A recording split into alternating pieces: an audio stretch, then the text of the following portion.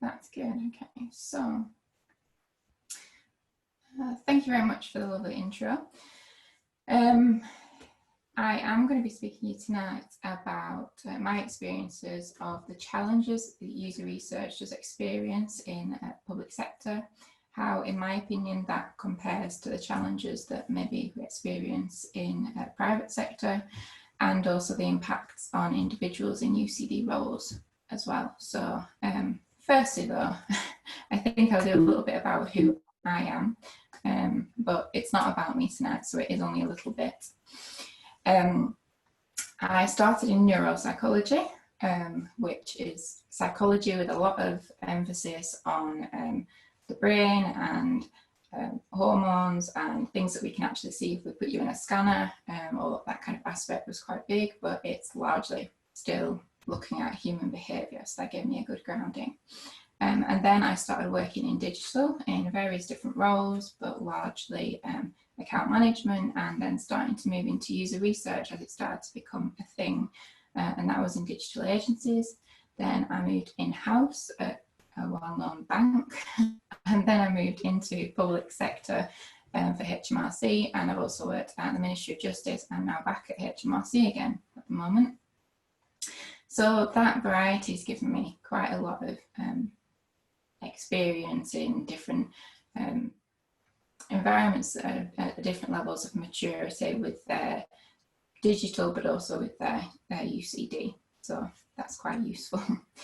I've also recently actually completed an MSc in investigative psychology, which, when I say recently, I got my final grades last week, so I'm quite happy with that.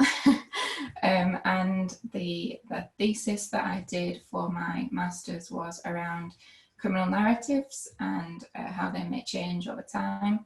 And me and my supervisor for that are now looking to submit for publication. So if you are interested in that, you may be able to read that in a journal format very shortly, fingers crossed. If you do want to hear any more about that though, do let me know or contact me. It was very, very interesting. It's an emerging field in itself. So it's all very new, but it's fascinating as well. And there's a lot that can be learned, I think, from UX about the way that in psychology in general we categorize people. And I'm ever hopeful that we start to incorporate a lot more of that into what we currently see as a standard persona. But that's a whole other talk again. I'm not going to talk about that tonight either, but I could sit and do an entire talk on maybe what's wrong with our standard personas now and what we should possibly think about moving towards. Again, if that interests you, please contact me and let's discuss that offline. So when I'm not researching, I do love to travel. I get cold really easily, but I love going to Iceland and Finland and seeing the Northern Lights. So as soon as we're all able to travel again, I'm going to be straight back there. In fact, I had some flights booked that I've had to rearrange a couple of times already, but I love it. Also, I like to cook meals from whole foods rather than anything that's processed. I'm an earth protector, so I love anything eco-friendly. It's right up my street, and I'm pleased to see that that movement's growing as well at the moment.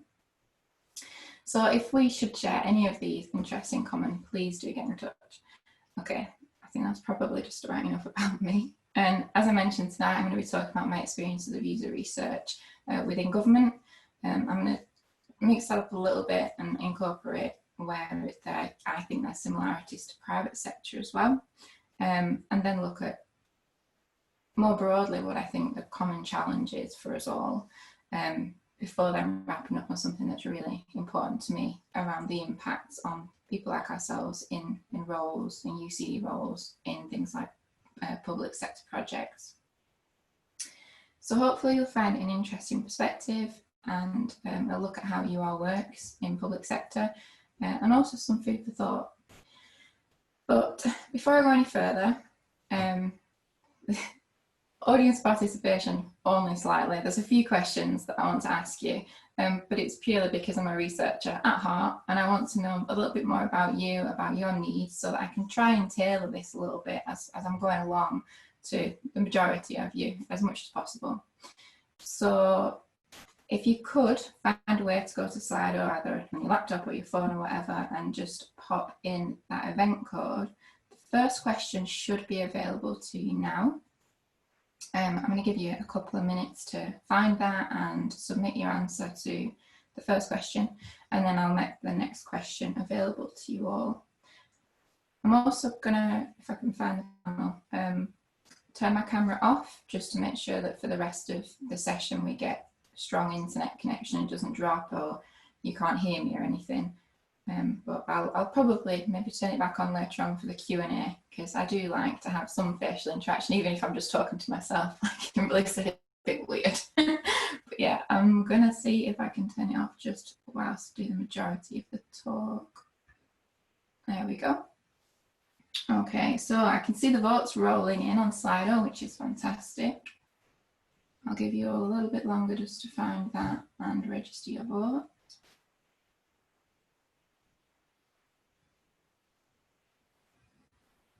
Okay, we've got quite a lot of designers on tonight. That's good. I've got a lot of designer colleagues and ex-designer colleagues who are often very interested in asking me how they can explain the value of user research to people in their departments or in their businesses. So hopefully this will prepare you a little bit and give you a few tips on how to maybe do that, because it is very helpful to everybody when you do have researchers in your team, so as I'm sure we're all aware. Okay, so I'm now going to start the next question for you. The next question is just about your experience.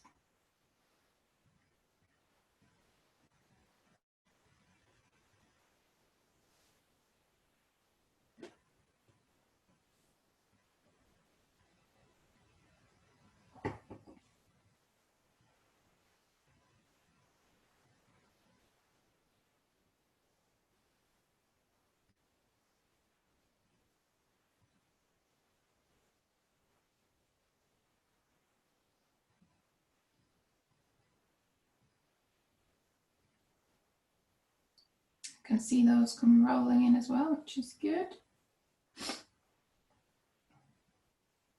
It's nice to see some people who are new to UX who are joining in as well. So welcome everyone, and especially you guys who are new. Hope you learn lots today. Yeah, definitely.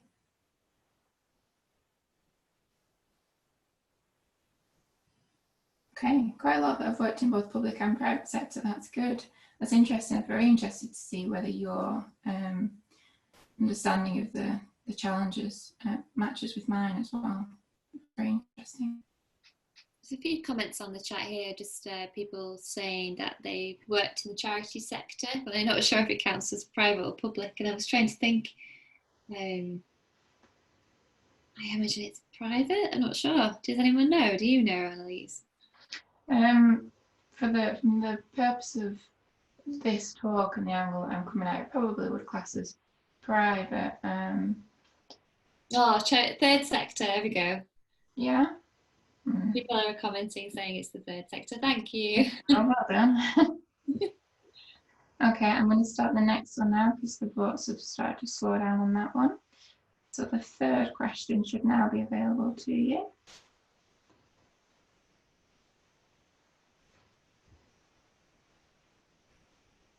Third and final, I must say. I'm not going to have you doing this all night, don't worry.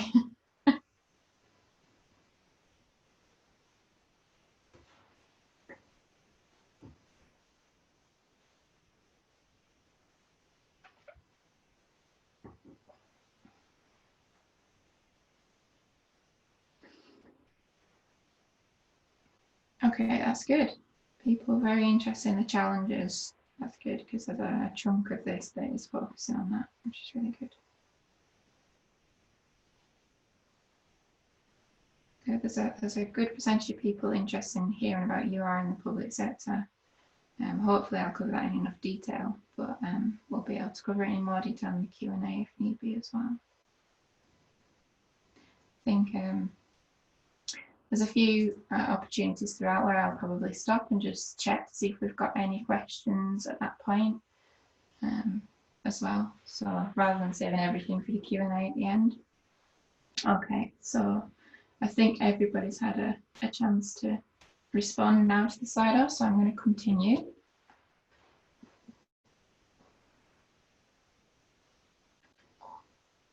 Okay, there we go. So let's get started. Working on projects in government can actually be extremely complex, and the complexity can come from the interconnected projects and systems that can actually be extremely outdated as well. They've sometimes got ministerial level commitments which impose really harsh deadlines and are embedded in legislation and policy as well. And these often pose constraints and limits to the work that you can do within the UCD space, alongside the usual technical ones that obviously we invariably experience regardless of whether we're in private or public sector. But it can make it very difficult for us to create big impacts from our user research. Although business drivers such as sales figures and cost per transaction might not actually be the focus in government, as is often the case in private sector, they're quite often replaced by these ministerial promises, or maybe a reduction to support costs might be a driver as well. But coupled with strict legislation and policy rules that have got to be adhered to as well, it makes for some really fun and interesting projects to work on, I'm sure you can imagine. Well, you might actually wonder why people would choose to work in government with all those kind of restrictions.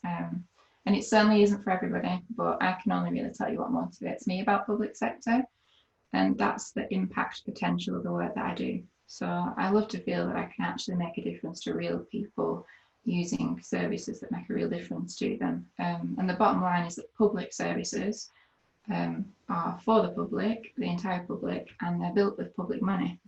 So I guess you could view that as the users of the client as well as the users. And it's imperative that we get it right as a result. And it also makes user research really, really important in government. Sometimes government service is just a nuisance though. I'm sure you've experienced having to tax your car or renew your passport or something. But to some people, it's a real critical means to an end. It's a real lifeline.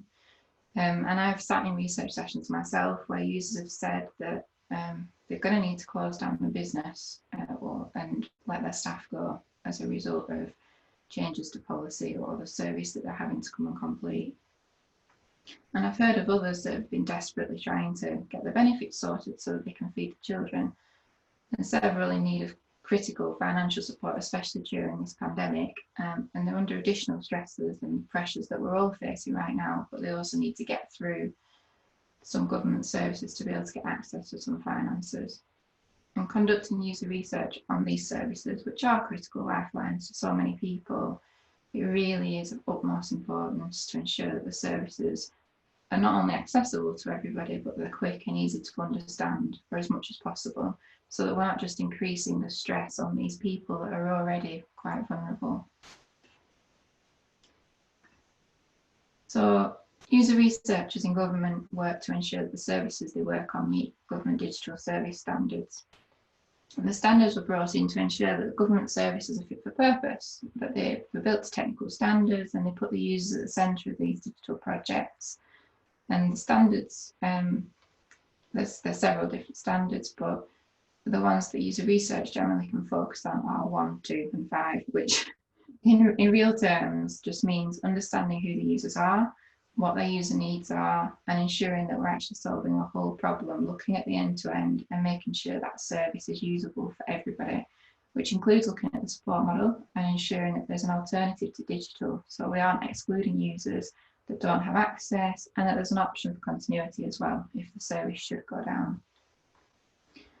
Now, there will be a lot of crossover in the types of activities in both public and private sector, but I just wanted to give a flavour of what it means practically, getting to know the users and how to solve the whole problem in an end-to-end project within a team in government. So a typical working week for a user researcher can include the kind of activities you might expect anywhere, but this can include conducting contextual research, fact-finding from desk research, conducting workshops with stakeholders and SMEs, getting to know the support teams that are currently in place, working with your business analysts, your performance analysts, comms teams, and obviously your subject matter experts to make sure you understand all of the touch points throughout the entire end-to-end journey. Another aspect is ensuring that we are inclusive in our testing. So a standard we recruit for users with access needs and users of assistive technology. Obviously, understanding from users what the support model should actually look like as well. We encourage teams and stakeholders to take part in empathy building activities, such as using empathy labs, which we've got at various different sites, specifically in HMRC. GDS have got some as well. And we encourage people to attend research playback sessions, which could be in various different formats. Also, Global Accessibility Awareness Day is used as an opportunity to raise awareness, and as a community, we ensure our teams are getting involved and wearing purple.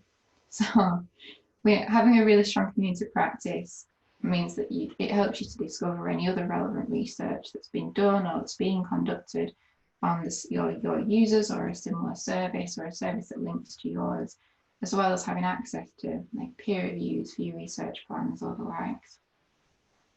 And having these GDS standards in place that I mentioned that have got to be adhered to on digital projects just helps to put the focus on the user. Not every department, I must stress, has actually reached the same level of maturity with how they work in the digital teams. Some don't have user research in place at the moment, and others like HMRC, it is a standard that they are in every team. And as a result, obviously different ones are or aren't doing GDS and GDS assessments. But HMRC has a really strong research community, and it's well embedded in across the whole of digital. And over the past 5 years, HMRC's UR community has grown from, I think, about 10 to about 100. So it's really strong and it's really supportive. I'd say it's probably my favourite thing about working in public sector, because you don't just have access to the community within the department that you're working within, you've got the full cross-gov community as well. And it's really helpful to have that available to you. So that's a really rough overview of UR in some government departments. The important part is that UR is actually a requirement to meet the GDS standards, and these tasks that a UR undertakes just helps the team to achieve the standards. Okay, so how is UR embedded into teams? Well, as you would expect, user researchers work with the designers throughout the project lifecycle and work to reduce the rework that developers might need to do if it's built without any user input. The required size of the team for each phase might change, as is kind of abstractly represented here. I was trying to think of a clear way to represent it for you, so hopefully that's clear enough. And the reason why it's a bit abstract is because it just changes depending on the project that you're working on, the size of the team that you need, and exactly which roles you need in the team. But what I'm trying to get across here is that the GDS standards within each phase have clear roles for the researchers and designers that they need to fulfill throughout each phase to enable you to really confidently get past your assessments and get your service actually to live. So as is also represented here by these strange lines between alpha and private beta, and between public beta and live. These are the GDS assessments that you must go. As a minimum, you go through one at the end of alpha and one before live to ensure that you have been user-centric and that you have met user needs and considered the end-to-end and that it's accessible for everybody. And there might be additional checkpoints if the service is complex or spans a long timeline. The programme of work that I've been working on in HMRC around customs for the past couple of years has had quite a lot of different assessments and checkpoints as a result of the fact that it's such a large programme of work. And also some departments put their own assurance checks in. So at HMRC, for example, we've got research accessibility and design reviews that we conduct, as well as internal assessments. And I've been on both sides of internal and GDS assessments and RADs, as we call them, the research accessibility and design reviews. And that's both as a project team member and as an assessment panelist. And what I find is that they can actually be really beneficial for gaining a sense check and an official peer review, if you like, of your progress and your adherence to standards. And sometimes it's just a fresh pair of eyes. We all know how important peer reviews can be. Sometimes just finding time in your week when you're really busy, it's not easy to try and grab another person and ask them to go through in quite some depth what your plans are to adhere to standards, whereas having these assessments and checkpoints in place just kind of mandate it really, make sure that you've got that fresh pair of eyes, make sure you haven't just missed something because you've been so far embedded into the project.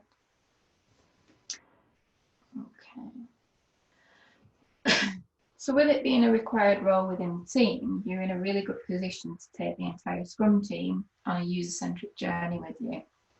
So additional to usual user research tasks, working closely with the entire Scrum team and stakeholders is really, really important to ensure that the project remains user-centric and everybody understands the why behind the way that you're building things. So the tasks that you might do to make sure that you are taking everybody on the journey with you.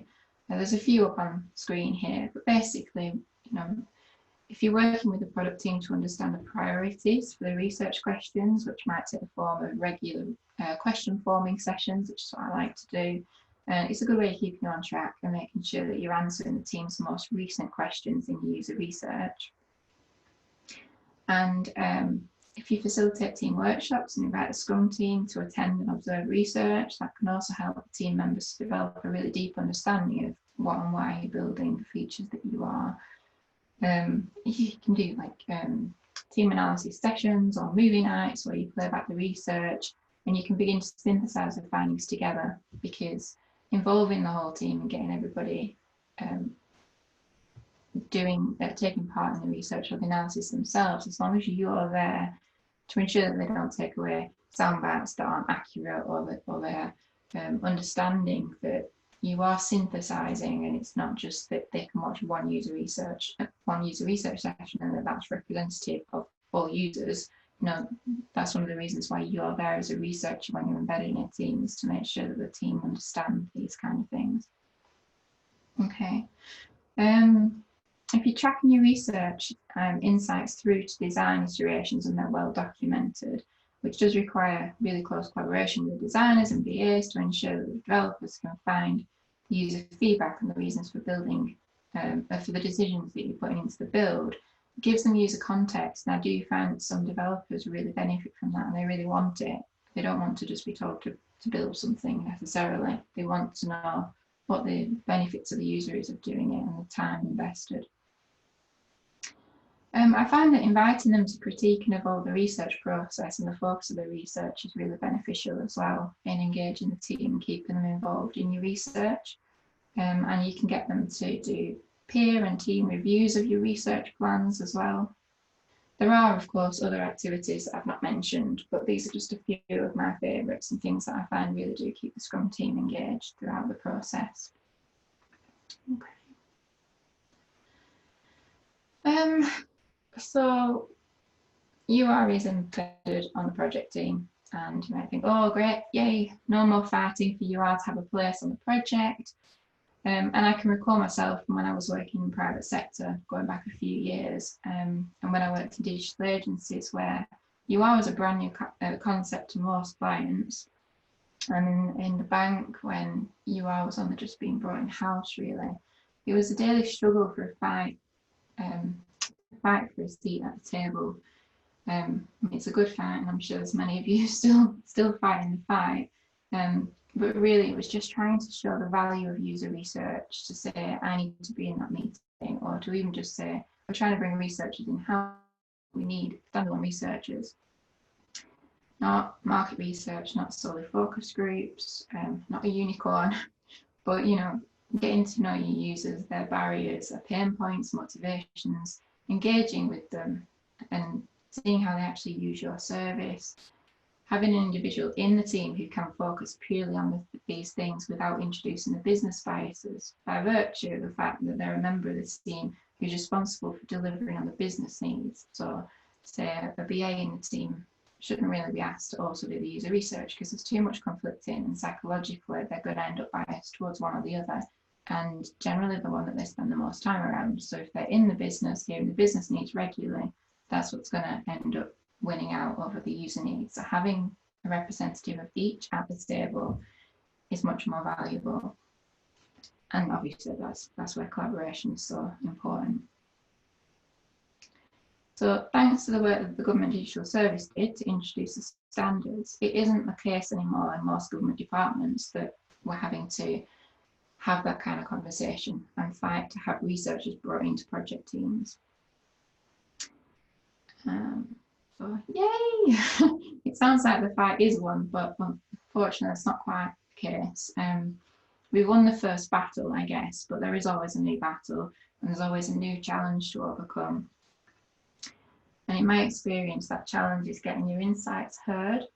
As I mentioned earlier, the public sector doesn't have business drivers so much as sales per se, but they do have asks based on strict policies and ministerial commitments. And it means it's not always possible to get your insights considered at the best level or time to make the biggest impact. Additionally, government services can't give advice to users. Policies mean that decisions belong to the end users. And whilst guidance is available on Gov.uk, it's about providing the facts in the user's language, not about providing advice on what they should do. So this makes the clarity of the content in and around the services all the more important. Because obviously sometimes the decision that the user has to make is the most important thing to them when they're using your service, and what they really want is somebody to tell them, yes, that's right, or no, that's wrong for you, or if you do that, you could face a fine. It's not always that easy to get that across when all we can do is give guidance and not advise one way or the other. So before I continue, I just wanted to pause and see if anyone has any questions at this point about anything regarding GDS or the assessments that I've covered up to now. Yeah, we do have some questions. I'm going to read them out to you because I assume you can't see the Q&A where you are. So, question number 1, how much testing do you do around accessibility, i.e. screen readers and sites on mobile and websites? That's a very good question, and it would depend on the individual project as to how much was done. But it should be considered in every round. You should be trying to get users that are representative of everybody. So whether they're assistive technology users and access needs users or not. Sometimes that's not always possible in recruitment, so then you might have to try and focus in on recruiting for people that have got access needs and use assistive technology. And it's also a case of trying to profile your user base and understand currently how many access need users you've got, or speak to your support teams as well and find out if they're getting people asking to use other methods other than digital, because that can help to inform your understanding of your user base and how many of them are likely to maybe need to use assistive technology. I have had an argument with the stakeholders in the past where they've said we don't currently have anybody using that has access needs because it's not accessible right now. But obviously we all know that's a very flawed argument, and you can't base your understanding of the use need there on that kind of an argument, because if it's not accessible now, you're not going to have any users that have access needs. So in that kind of scenario, you do need to be making sure that you are going out to find users that use various different types of assistive technology, and they've got a wide, that you've covered a wide selection of different access needs, which may be visual, but it may also include things like anxiety, and especially in hard-hitting areas and subjects where it could provoke additional anxiety. Yes, that's right. Thank you. Question number 2 then. Have you heard of any successes of doing user research and user-centered design for policy design, so beyond services? HMRC have got a policy lab with researchers embedded in the policy lab, which I think is a really good thing. It's I'm not sure how new it is. I think it's relatively new, but it's not something I've heard of in other government departments, although I'm quite happy for people to pop in the chat and correct me and say that that is the case. But it basically means that they are able to get insights in at the point when the policy is being generated, which is much better than after the fact, obviously. I think that answers the question. Yeah, sure. Are you ready for, are you okay for a couple more questions? Or do you want Yeah, to? yeah, sure. Sure. Question number 3, beyond the GDS standards, do you know if other government agencies do UR the same way, i.e. RADs or assessments, etc.? So do you know if other government agencies do UR the same way, going beyond the GDS standards? With internal assessments and RADs specifically, I don't think I've heard of any doing the RADs. I'm probably not the authority on this, but I do think some do internal assessments themselves. But I believe that was HMRC initiated as well. Purely, I think, down to the fact that HMRC are very mature in terms of their digital and user research. Cool. Moving on. Next question: what project or service are you most proud to have worked on? So this is a nice question. That's a lovely question. Most proud to have worked on. It was probably a project that I worked on at the bank, actually. It was around bereavement, which is why it's the project that I'm most proud to have worked on, because obviously it's very, very important. And everybody, all the stakeholders, all the project team, were all very much on board with the fact that the user needed to be right in the centre of that project. So it was a very, very user-centric project to be a part of, and it felt very worthwhile as well. Okay, so I think I'll move on for now. Yeah, that's fine, no problem. I was just about to ask you that question. Yeah. So for those who've submitted a question, I'm sure Annaliese will stop again and we can come back to the ones we've missed. Yeah, definitely. Okay, so the fact that we've now got this main challenge of wanting to see the impact of our research, I want to bring us full circle to the importance of this impact of research insights on users of government services. And these services can often make that critical difference to their lives. And this is further compacted by the perception of different government departments by the public as well, and the anxiety that interacting with a body which is as formal as the government can actually bring. And it often comes out in the research with users, and it can make the task of providing clear, concise content that won't scare users feel like a really big task. And after recognising that this is the challenge before us, figuring out how we can realise the positive impact of the research and some consideration and effort to achieve this, it's brought me to the realisation that it's the same challenge. We're all experiencing exactly the same challenge. So what exactly do I mean by that? Well, fundamentally, the difficulties we're experiencing getting a seat at the table, getting our insights heard, making the impact that we really desperately desire for our users, I think is a result of a lack of understanding. Now, I know you'll have experienced this and no doubt heard this before, but I still struggle to explain to friends, family, and sometimes even colleagues within digital what it is that we do and why we do it. And some phrases that you're probably all too familiar with really spring to mind. So, give that copy to the UX team, they've got a copywriter who can edit it for you.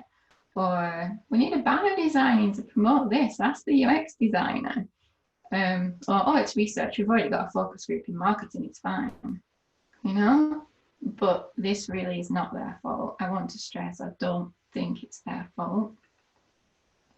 I just think it's a mystery to most people, and I really do believe that it's our joint challenge to demystify our own field.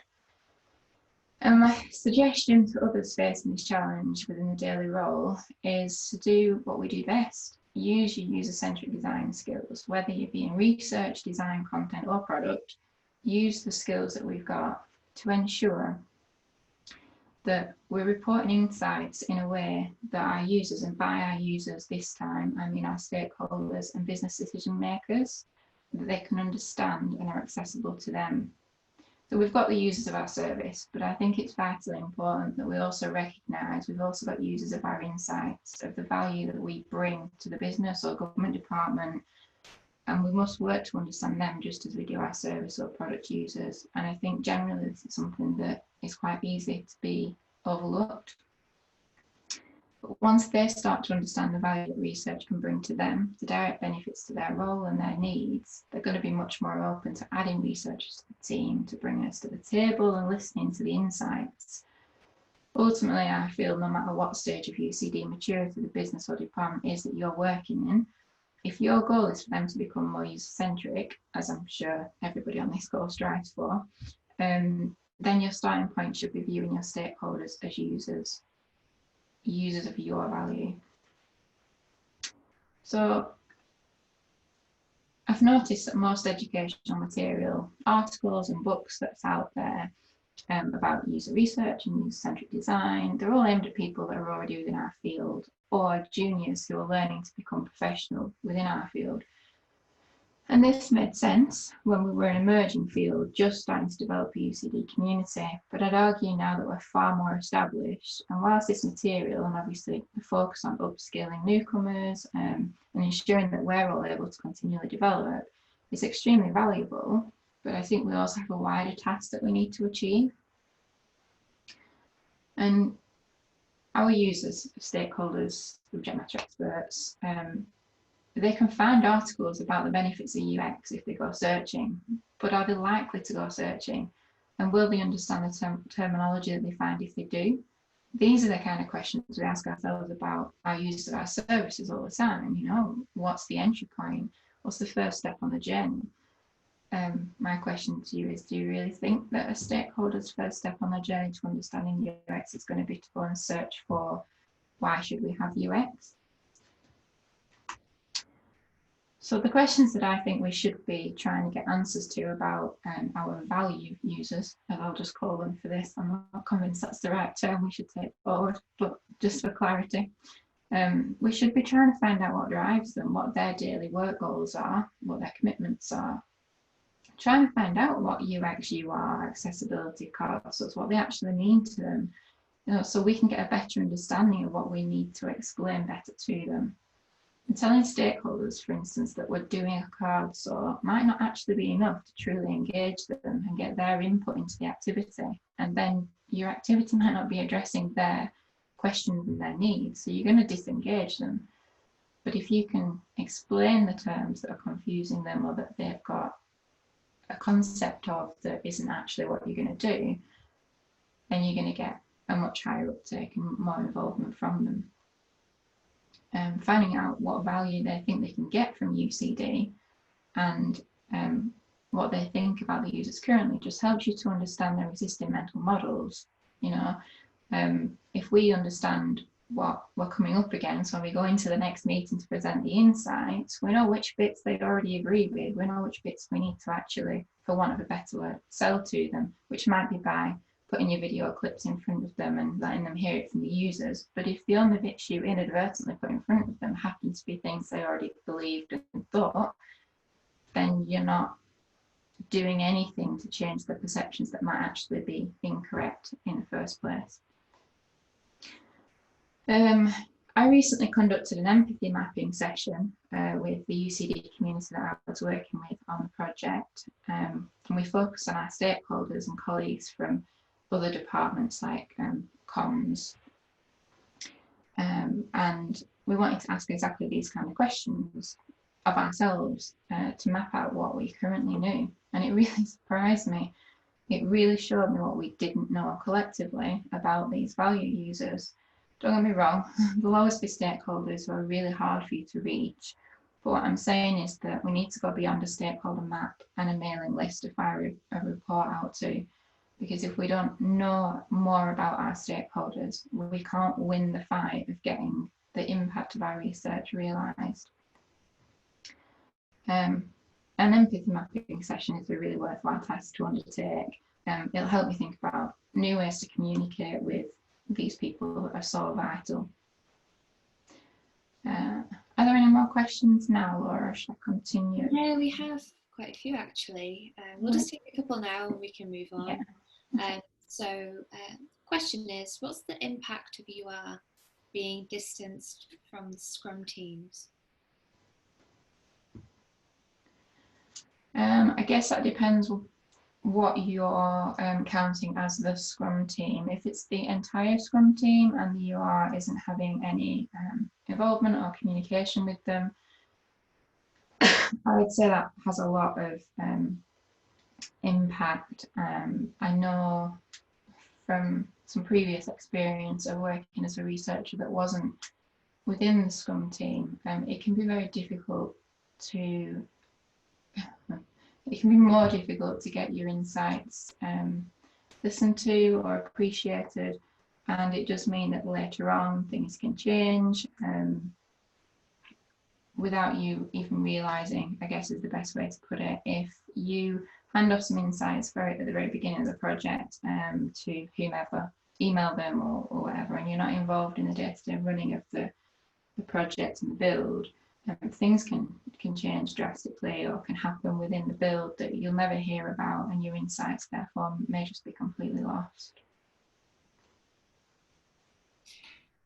Yeah, I agree with that. The next follow-up question is quite closely linked, really. How do you usually share insights with the rest of the team, and do you track if they're being implemented? Yes. I like to modify it depending on the team that I'm in, based on what seems to work best with the team I'm working with. But generally, some sort of form of actual playback session where I run through some sort of deck or report or other, but it's usually got a lot of representative clips in there so that everybody has, and the entire Scrum team would be invited, everybody has seen for themselves, the users, really establishing the points that I'm making from the analysis. And then actually in that very same session, I'll create a grid and I'll pull out the user insights that we've found during the most recent round of research. And then next to that, we'll put suggestions that we'll come up with together during that same session, and then assign individuals to the actions, which generally fall with maybe the designers or the product owner, sometimes the BA, to follow up a question if it means that a user insight has pulled up something that we need to query with the business, so that then it's documented. And also I like to work with designers to make sure that changes within prototypes, for instance, are linked to the insights, that we can see why we've made changes that we've made to the prototypes. And if this can be embedded as a link within a prototype, all the better, because I find that then your business analysts and developers can track back and see quite easily what the insights were and why things are. Yeah, it's a really good tip at the end, actually, adding the links in the prototype just to check and track everything that you've mentioned is getting heard. Are you okay to take another question, or do you want to move on? I'm going to move on because I've just seen the time. I have to say, I can't take credit for the idea of putting the links in the prototype. That is a very good designer friend that I've got that initially introduced me to that idea, but I do think it works rather than just having another spreadsheet somewhere. It's where it needs to be in situ. Okay, so this quest of ours that I've mentioned, it's not an easy quest and it really will take time, but they're the skills that we use every day, and I believe that now is the time to turn our collective focus to creating a common language, educating the world about the value that we can bring. And I'd just like to take a quick look at what I mean by needing a common language. So the terminology within our industry is constantly changing, and it's really tricky to keep up with. The usage of terminology differs from business to business and across public and private sector. And there are multiple variations of even our role titles, which is clearly confusing to professional recruiters. I mean, judging by the number of contacts I get asking me if I'm interested in roles that I'm really not trained to do.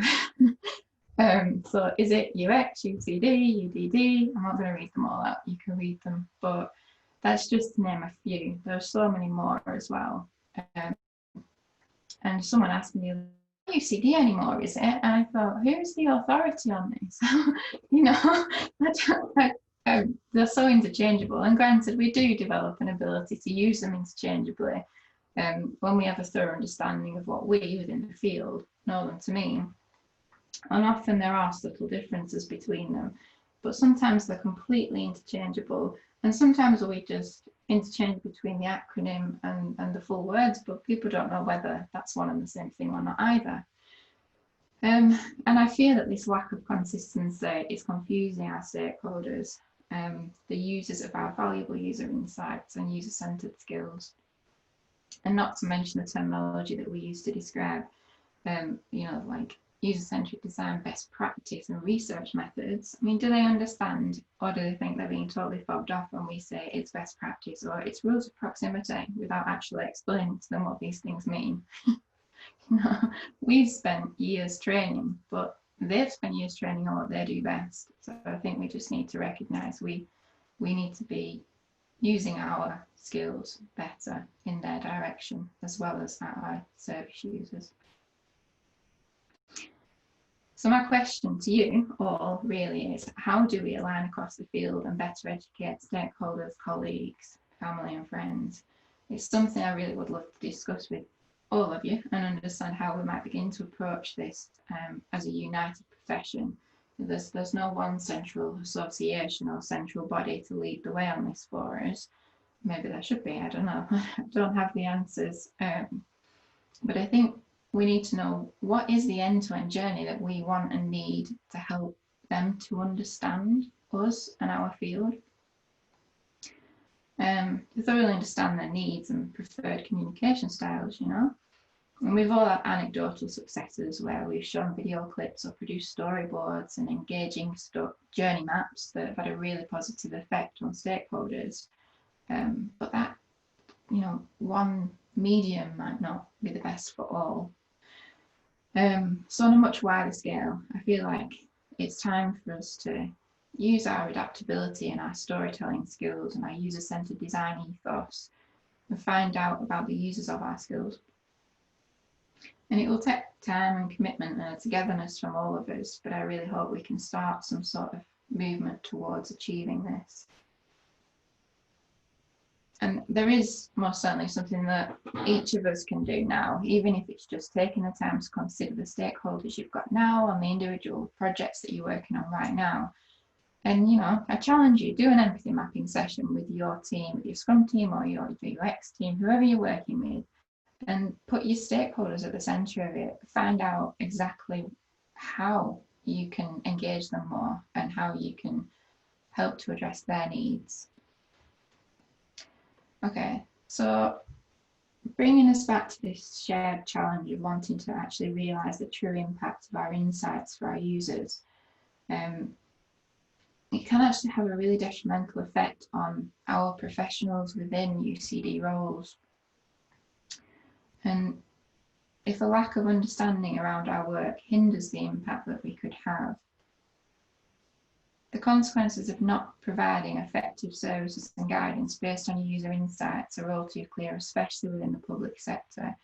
I'll just bring your attention back to the kinds of comments that I've witnessed from users, and this is just a few. There's many more, and I know of many other people across different departments. And I'm aware that it's not just public sector. There are some very hard-hitting private sector subjects as well. But I just want to finish up talking about something that is very important to me, and it's the effect. It's how it can affect us as individuals when we're working on these kind of projects, and how we can maybe mitigate some of these negative impacts that can happen to us. As an empathetic researcher, which is a core quality of researchers, the reality of the impact on the users that you speak to can really weigh on you. And the weight can easily become really heavy and lead to burnout, which is why I believe that researcher self-care is so important when you're working on services with the potential to have such a big impact on a user's life. The opportunity to make that positive impact with your insights whilst evolving the service is really great, especially in public sector. But when it doesn't happen, for whatever reason, and as I've mentioned, I believe that it's a lack of understanding most of the time, it makes that weight even heavier. And there are, of course, private sectors projects, as I mentioned, that come with this risk. So I believe that self-care should be a focus for all researchers and designers who are constantly and repeatedly exposed to psychologically heavy discussions. I don't know whether you know or not, but the counselling and psychology industry mandates that practitioners attend therapy for themselves because of something called compassion fatigue, which is essentially burnout. And the heightened risk of burnout in these professions, I'm not suggesting that we should all go to therapy. Not that that's a problem either. But what I am saying is that there are positive self-care regimes that every single one of us can make sure that we're trying to incorporate in our routine.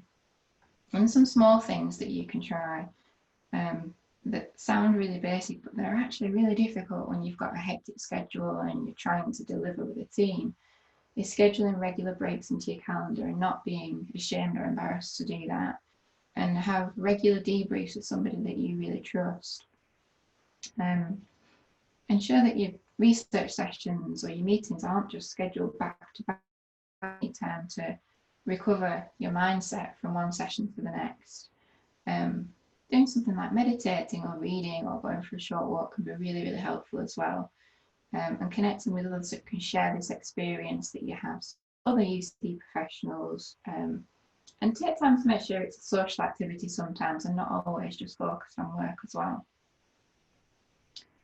Ultimately, working to improve services in the public sector for the public with public money and have the kind of desired positive impact that drives each and every one of us in a UCD role feels like a really mammoth task.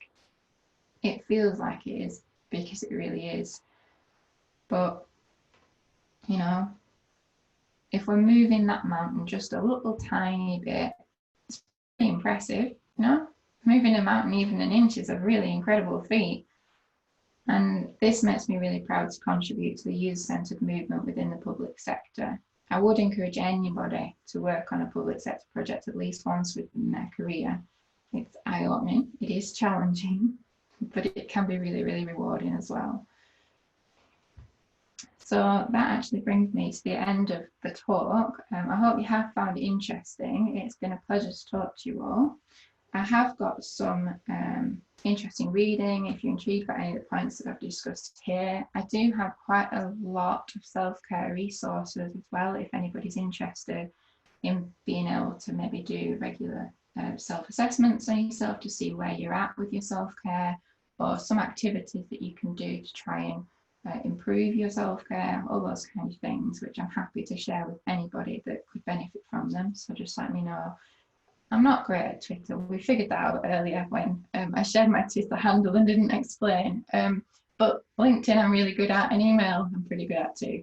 So I think we've still got a bit of time maybe for Q&A. Absolutely, yeah, we do. If you're ready for some questions, we've got some good ones lined up. Yeah. And if you haven't submitted a question yet and you want to, please pop it into the Q&A box. Okay, so we'll get started. This one's a good one. Can you do good user research without an academic background in psychology? And what psychology concepts are essential even without an academic background? Wow, gosh. Yes. Yes, you can do good user research without an academic psychology background. I would say that an academic psychology research background, because there's generally a heavy element of research in all academia, gives you certain skills, but that's not to say you can't develop those skills in other ways. I think the second part of the question was around which psychological principles you definitely need to be able to do good research. My honest answer is a genuine interest in people, in their behaviour and in helping them. But there are additional things, obviously. I would say that from psychology is what pushed me to get involved in user research, was my interest in people. It's what initially got me to do psychology in the first place. And there are lots and lots of different psychological principles that you don't just learn through psychology. Gestalt design, for instance, there's a lot of psychology embedded in those. There's a lot of psychology in lots of different areas, sociology. But if you haven't got an academic background, there's lots that you would just automatically either be able to learn through training or learn online. What's your favourite psychology sort of book, or like what would you recommend the best website to visit would be, or something that where people can go and have a look? See, let me have a look. I'm looking on my bookshelves now. I'm not sure. I don't have one central resource, but I think one. Oh, it's not on my shelf either.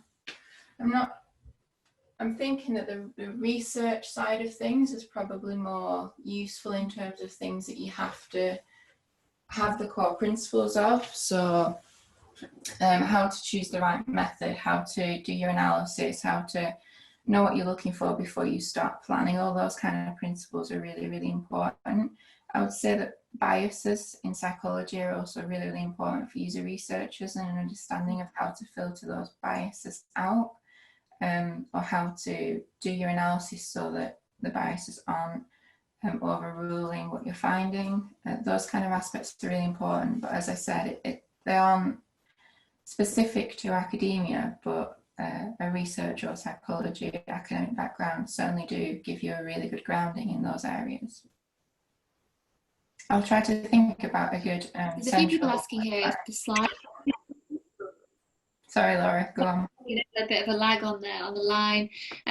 Yeah, if you want to have a think, and if there's some resources or whatever that you find might be helpful, we can distribute to our users. Yeah. I'm sure we can do that, Kimberly, I think. So there's a few people asking if the slides can be made available. I don't know if Annaliese, you're happy to share. Yeah, definitely. Yeah, this is also being recorded as well, if you want to play it back, and we'll let you know when the link is available. Okay, next question.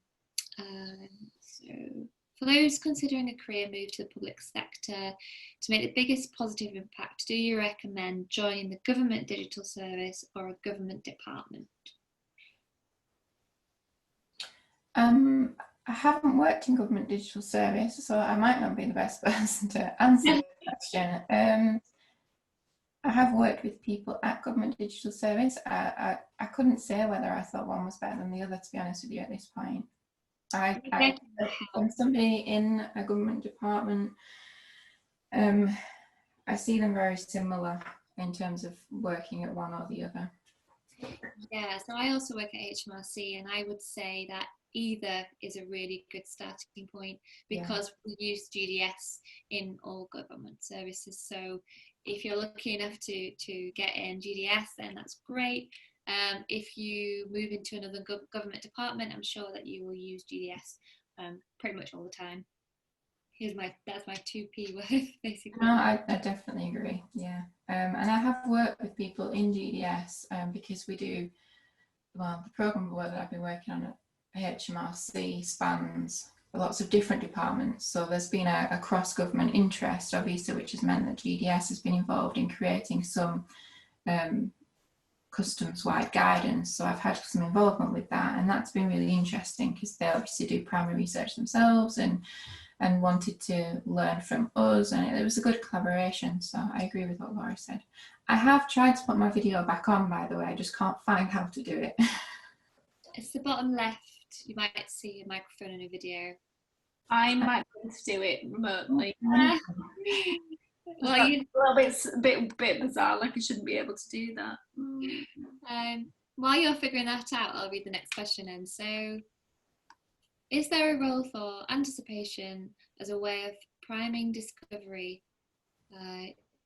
to be alert to known issues, or should research be based purely on what you find in context? That's quite a big question. It's a big question. I was just trying to find the stop sharing everything. I think I got most of it though. No, we should consider every source that we have available to us for information to incorporate in our analysis, is my belief. And we should try to find as many different sources as we can so that we are actually representing true findings rather than ones that we've just got through one avenue, like the primary research, for example. I think that answered your question, Laura. It was a long question. That was a big question, wasn't it? Next question then from Kevin. Is there a role? Oh, sorry, no, I've read that one. Next question from Neil. Interesting to hear the challenges you're facing in government are the same as those faced by UX professionals in less mature organisations like me. After 7+ years of GDS, why do you feel you're still encountering misunderstandings within government about what researchers and designers do? That's a great question. It is a very good question. And I can only answer from my perspective, obviously, and my experience. I think it's because whilst GDS has managed to make a big impact within the digital space, the wider full department understanding, it's kind of like, if you can imagine your and how it sometimes can feel like it's a bit of an agency setup and it's separate from the rest of the business, or it's not fully understood because it's a bit alien. It's kind of the same thing in my experience. And every time your stakeholders change, you start the education piece again, and you know how quickly people can change, not just projects that they're focusing on, but roles, and they might move to somewhere else. I think that's why it's going to be a long road, and I don't think it helps that we use different terminology. So you might have a group of stakeholders work with one project team who come at everything one way and use one set of terminology, and then the next ones roll on and do things very differently. It is why one of the outcomes of the empathy mapping session that I mentioned during my talk for us was to try and come up with some sort of introductory project kickoff pack, which would include like the acronyms and the terminology explanations for any new project that we were to start up for reference for the stakeholders. Hopefully that answered the question. Thank you. Next one's from Ian. How has automation and big data changed the face-to-face aspect of UR? Has COVID presented more challenges to conducting UR? That's kind of two questions. So the first one, big data, I think you said. I can't see it in the list, so I think you've said big data first. Happy to do so. I'm okay, I think. On the projects I've worked on, unfortunately, I haven't seen the impact of big data yet. The projects I've worked on have largely been working on quite old systems that don't really collect and utilise big data in the way that we would hope it would. And obviously we can all see that there is the potential that big data will help us to understand our users much better, and automation as well. But no, unfortunately, the systems that I've worked on are far too old for us to be able to get any useful kind of big data out of them at the moment. I know I've heard about initiatives in the NHS that sound very exciting, but I don't think they're quite there yet either. Yeah, that's very true. Oh, the second part.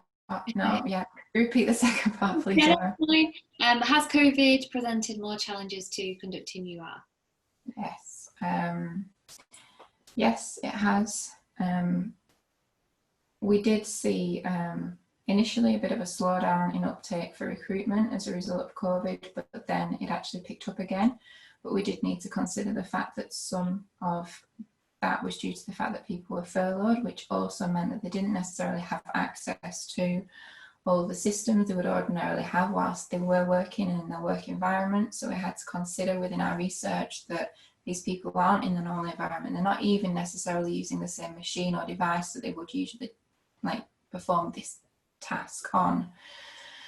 And those are challenges that COVID posed that go beyond the fact that obviously we were completely limited to remote research.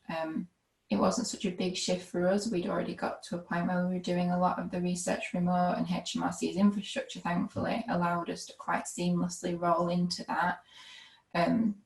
But you do need to consider, especially if you're at early discovery stage, the impact of not being able to do contextual research in the way that you might. But that's not to say there aren't other methods you can consider. like you might be able to do some sort of digital ethnography instead, which does take quite a bit of planning and investment, but it can be worth it to be able to try and get glimpses of the context that you would otherwise completely miss. Yeah, there's quite a similar question here from Georgina. She asks, how have you coped as you are during lockdown? I know that you are in our project has found it stressful with technical difficulties. I think that's probably true of all of us, isn't it? Yeah, everyone's had to get to grips a little bit more with everything being online, haven't they? Personally, I've not had too many issues. I think I've had maybe 1 or 2 additional participants for each round that have had technical problems themselves rather than me. I've done quite a lot of remote research in the past, so the tech side of it didn't faze me too much, but you're right, quite a lot of people do find it much more stressful. So yeah, we need to consider that and be kind to each other. That's great. I've got a nice one here. What are the best ways of actually being able to speak directly to interaction and UX designers? So what are the best ways of actually being able to speak directly to interaction UX designers? Do you think that's just like, how do you communicate to a UX designer about maybe some research perhaps? How do you? Constantly, I have to say. I've been very fortunate over the past 4 or 5 years in my career that I've been able to, I know that it's not always the setup in every business, but in my experiences, not so much in agency, but in business and in public sector, when you're able to work very, very closely on almost everything. It's the one thing that I have actually missed the most about being fully remote, is that face-to-face collaboration with the designers in the team, because I think you get a lot from those collaborations sessions where you get around a whiteboard. I love a good whiteboard. Those sessions where you're there and you're talking about the user insights and you're sketching things out. I think you get moved along much quicker on the project than you do without that kind of communication. So I've tried to mimic it. I've tried to use Jamboards, and I've tried to actually use my whiteboard while my designers have been on a Hangout or whatever. But that's a great tip. So do you, when you're on the a Hangouts call with the team, do you get up and draw, scribble on the whiteboard then? I've been known to, yeah. Yeah. That's fair. Okay, next question, which is really interesting, quite similar as well. So how closely do you work with content designers? I work very closely with content designers. They're as important as anyone else in the team, and I've always been a huge advocate for content designers. I attended a content design bootcamp myself and advocated for content designers when I was at the bank, as I mentioned earlier. So without a content designer, I think you severely lack in a team, because they're that third necessary part of the triangle with UR design and content design, and having that additional person to collaborate with as well really, really helps. But I'm certainly no content designer. I say that all the time. I rely very heavily on content designers to make sure that we can action suggestions from insights, because it's not me and it's not the UI designer's role, and make things clearer. And in government, that's what's really important. We need to make content clearer more, like 9 times out of 10. Yeah, and if I could just add something as a content designer, so I work really closely with UR on my team. We actually pair right together, and we also, if there's some research that I'm struggling with, or I need a bit of extra help, they're always on hand. And it's kind of like having it's like their arm. I don't know, I always see like government teams as like a body with like arms and legs, and everyone's got limb, and without, it doesn't really work if you don't have a full picture. So yeah, I think you have to work closely together. Okay, I'm just moving on. What has been the most powerful, important thing you have learned personally and professionally in the field?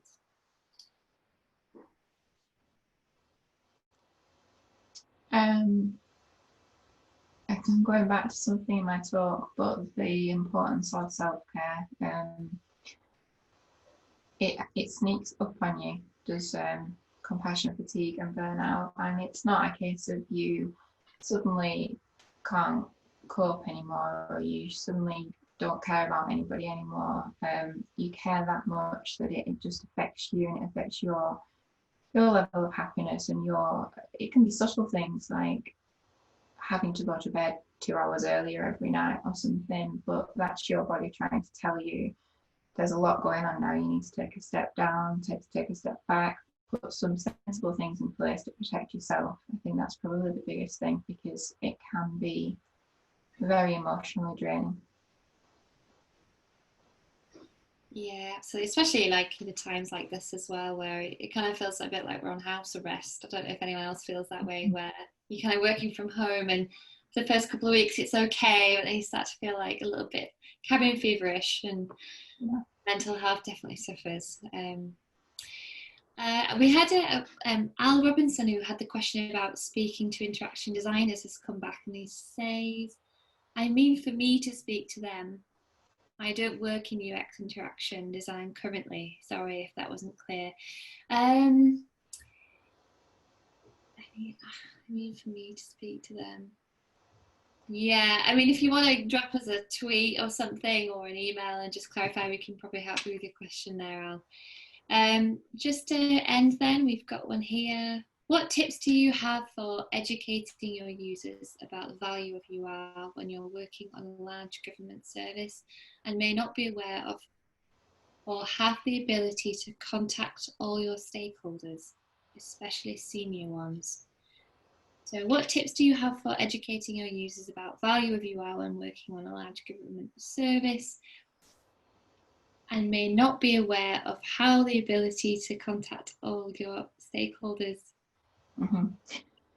Yeah, it's a very good question. I mentioned during the talk that it's not always possible for you to reach every single one of them. However, it's like a ripple effect, I think. So if you are able to win hearts and minds of the immediate project team, and then they work with you as allies and advocates to filter that out further, and that can be really useful. We do conduct something regularly, a weekly, a sprintly show and tell or sprint review, where we inject user research insights into that. I find personally that playing back clips of videos during those sessions goes down really well, and inviting people to comment during those sessions, because generally you've got a wider stakeholder map that is invited to those sessions because they're interested, they've got a genuine invested interest in the progress of the project. And if they just attend every time and find out what your developers have been building and what's going to be delivered, then you're not using that opportunity to communicate with them. But additionally, asking the stakeholders you do know to invite other people to sessions that you're doing, so that you're not being precious. If you're going to do a workshop and you want everybody that has an investment in it, ask them to ask people they know that have got a stake in it to come along. It's not easy, there's not one simple answer. But when you're trying to educate about the value of UR, I say you've got to start with the people you do know, because then they become your biggest advocates and allies, and they will also pass that message out. If they can see having you there, having you at that meeting is beneficial to them, then you're at that next meeting with those other people that you can start trying to influence. Yeah, too right. We've just had one more question come through, if you've got time. How often would you do UR when working in Scrum, and how does it affect timescales for your product release? It's very project dependent in terms of the affecting your timescales for product release. But the GDS recommends that you speak to at least 5 users every sprint, so every 2 weeks. Sometimes it's feasible to speak to more users than that. Sometimes it's not feasible to speak to that many users. But in terms of how that then affects the timescales of your product release, if you time it right and you try to make sure, which is not always easy, we try to make sure that your rounds of research are roughly 3 weeks ahead of your developer tasks. It generally works out quite well. You can get insights in ahead of the tickets that are being built, so it shouldn't affect your time scales too much. But in a true user-centric fashion, we shouldn't have a timescale first. It should depend on the research.